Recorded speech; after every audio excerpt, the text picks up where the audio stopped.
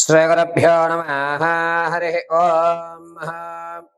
ఘనానాం త్వా గణపతిగుం భవామహే కవిం కవీనాముపమశ్రవస్తమం జ్యేష్ఠరాజం బ్రహ్మణాం బ్రహ్మణస్పద ఆనశృణ్వన్నోతభేసేధసాధనం శ్రీమహాగణాధిపతయే నమః. శ్రీగురుభ్యో నమః. హరి ఓం. అందరికీ కూడా నమస్కారం. నవంబర్ నెలలో ద్వాదశ రాశుల వారి ఫలితాలు ఏ విధంగా ఉండబోతున్నాయి? ఈ ద్వాదశ రాశుల వారు కూడా నవంబర్లో మీరు అనుకున్నటువంటి కార్యక్రమాలు దిగ్విజయం అవుతాయా? శత్రువు మిమ్మల్ని పొంచి ఉండడం వల్ల మీరు ఆర్థికంగా కానీ ఆరోగ్యపరంగా కానీ ఇబ్బందులు పడేటువంటి అవకాశం ఉందా? అసలు ఈ నవంబర్ నెలలో నేను అనుకున్నటువంటి స్థానానికి వెళ్ళడానికి ఏదన్నా అవకాశాలు ఈ నవంబర్ నెలలో మాకు దక్కుతాయా? ఈసారన్నా స్థిరాస్తులు చరాస్తులు లాంటివి ఏమన్నా మేము కొనుగోలు చేసేటువంటి అవకాశం ఉంటుందా? నూతన వ్యాపారాలు ఎప్పటి నుంచో ప్రారంభం చేద్దాం అనుకుంటున్నాము. ఈ నవంబర్లో ప్రారంభం చేస్తే గనక అది ఏమన్నా కలిసి వచ్చే అవకాశం ఉంటుందా? అసలు విదేశాలకు వెళ్ళే యోగం మా జాతక పరిమాణంలో ఉందా లేదా? ఆర్థిక సమస్యలు తగ్గి ఆనందంగా కుటుంబ పర్యంతము కూడా గడిపేటువంటి అవకాశం ఆ పరమశివుడు ఈ నెలలో మాకేమన్నా కలగజేస్తున్నాడా అనేటువంటి విషయాలు, అందులోనూ ఈ నెలలో ఏదన్నా ప్రమాదాలు జరిగితే వాటి నుంచి శృతిలో తప్పుకుని ప్రాణ సంకటం లేకుండా జరిగేటువంటి వ్యవస్థలు ఏమున్నాయి? ఈ నెలంతా కూడా ఎటువంటి దేవతారాధన చేయడం వల్ల మాకు కలిసి వచ్చేటువంటి అవకాశం లభిస్తోంది? దీంతో పాటుగా ఉద్యోగ స్థిరత్వం కానీ లేదా సంతాన సాఫల్యం చెందడం కానీ వివాహయుక్తానికి కానీ అసలు ఏమి మా యొక్క జీవితంలో మార్పులు జరుగుతున్నాయి, ఏమి జరగడం లేదు అనేటువంటి పూర్తి విషయాల్ని మనం ఇప్పుడు చర్చించుకుంటూ ఉంటాం. అయితే ప్రతి విషయము కూడా కేవలము గోచార రీత్యా మాత్రమే మీకు చెప్పడం జరుగుతోంది. వ్యక్తిగతమైనటువంటి జాతకం అనేటువంటిది వేరు, గోచార జరిగేటువంటి జాతకము వేరు. వ్యక్తిగతంగా మీ యొక్క date of birth, time, place of birth ఆధారంగా మీ వ్యక్తిగత జాతకాన్ని విశదీకరించడం జరుగుతుంది. ఒకవేళ అటువంటి డేట్ ఆఫ్ బర్త్లు మాకు తెలియవు గురుగారు అంటే గనక మీ ఫోటోను ఒకటి పంపించడం, మేము అడిగేటువంటి 3 ప్రశ్నలకి సమాధానాలు చెప్పడం వల్ల గణాంకమును కట్టి మీ సమస్యకు తగు పరిష్కారం ఖచ్చితంగా ఇవ్వడం జరుగుతుంది.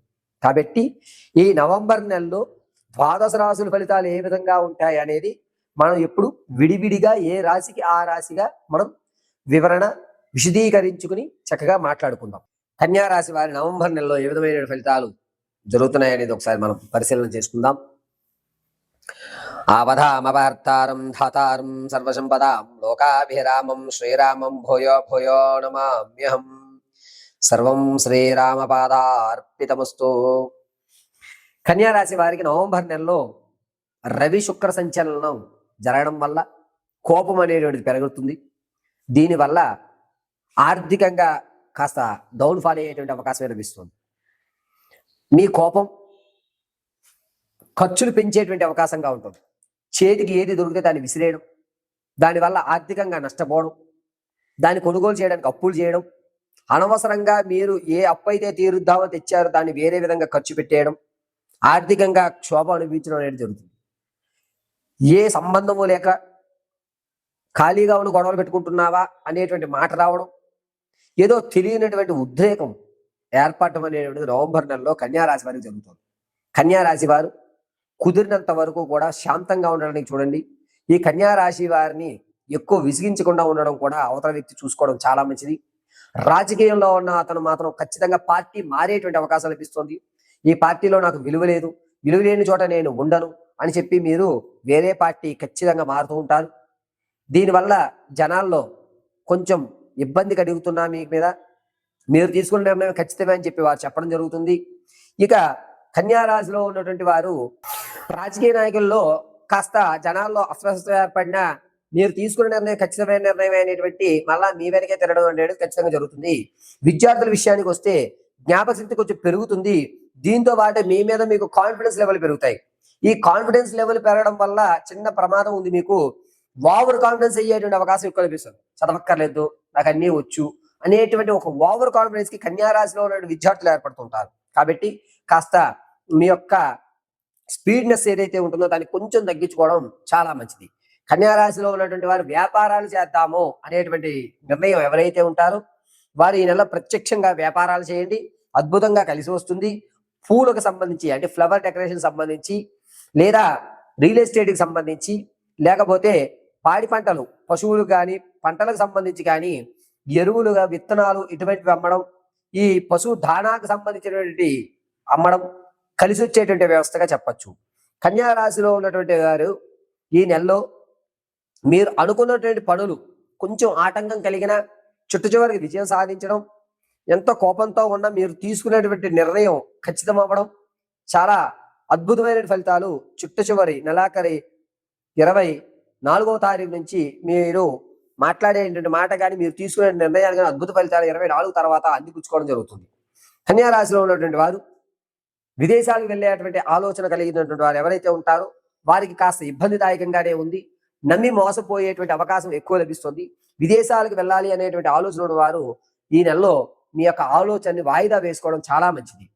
అంతేకాకుండా విలువైనటువంటి స్థిరాస్తి ఏదైతే ఉందో దాన్ని అమ్మేయడం, దాన్ని ఉపయోగించుకొని చరాస్తులు కొనుక్కోవడం, అంటే అనవసరమైనటువంటి వాటి మీద పెట్టుబడి పెట్టి అవసరమైనటువంటి వాటిని అమ్మేసుకోవడం జరుగుతూ ఉంటుంది.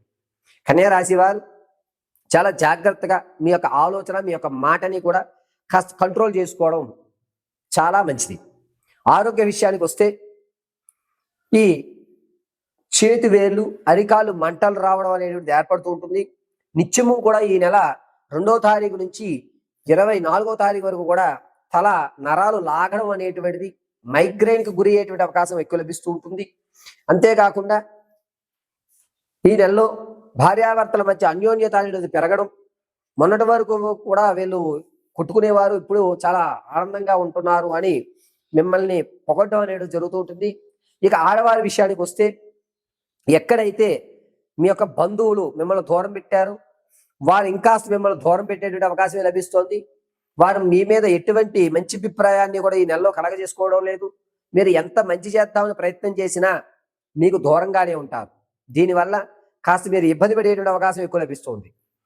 సంతానం కొరకు ఎవరైతే చూస్తున్నారో వారు పుత్రికా సంతానాన్ని కలిగేటువంటి అవకాశం లభిస్తోంది. వివాహం కొరకు చూసేటువంటి వారికి ఒక మంచి పరిణామంగా చెప్పచ్చు. మీకు ఉత్తర, పడమట, తూర్పు భాగం నుంచి వచ్చేటువంటి సంబంధాలు అద్భుతంగా కలిసి వస్తున్నాయి. 1-2 సార్లు ఆచితూచుకుని వివాహానికి మాత్రం అడుగు పెట్టండి. వివాహ యోగ్యం కలిగేటువంటి అవకాశం 89% నడుస్తుంది. విలువైనటువంటి స్థిరాస్తులు ఏవైతే ఉన్నాయో వాటిని వేరే వాళ్ళ పేరు మీద పెట్టుకోవడం చాలా మంచిది. మీరు విలువైనటువంటి వస్తువుల్ని అమ్మేసుకునేటువంటి అవకాశం లభిస్తుంది. ఇక కన్యా రాశి వారు ఈ నెలంతా కూడాను గణపతి ఆరాధన చేయడం చాలా మంచిది. అందులోనూ తెల్లవారుజామున 7 గంటల నుంచి 7:48 మధ్యలో గణపతి ఆరాధన చేయండి. కన్యా రాశి వారికి నేను ఇచ్చేటువంటి సూచన, ప్రతి నిత్యము మెడిటేషన్కి కాస్త సమయాన్ని వెచ్చించుకోండి. మీ యొక్క వేగవంతమైనటువంటి కోపాన్ని తగ్గించుకోవడానికి మెడిటేషన్ అనేది ప్రధాన మార్గంగా చెప్పచ్చు. ఓం గం గ్లీం గణపతయే నమః అనేటువంటి మంత్రాన్ని 54 సార్లు ప్రతినిత్యం పఠించుకోండి. గణపతి అనుగ్రహంతో కాస్త కోప ఉద్రేకాలు తగ్గేటువంటి అవకాశం లభిస్తుంది. ప్రతినిత్యము కుంకుమని ఇలా అడ్డంగా ధరించుకోండి, అద్భుతంగా మీకు కలిసి వస్తుంది. బుధవారం, గురువారం, ఆదివారం ఈ 3 రోజులు కూడా గోల్డ్ కలర్ కానీ లేదా పింక్ కలర్ వస్త్రాన్ని కానీ ధరించడం కన్యా రాశి వారికి అద్భుతంగా కలిసి వచ్చేటువంటి వ్యవస్థ.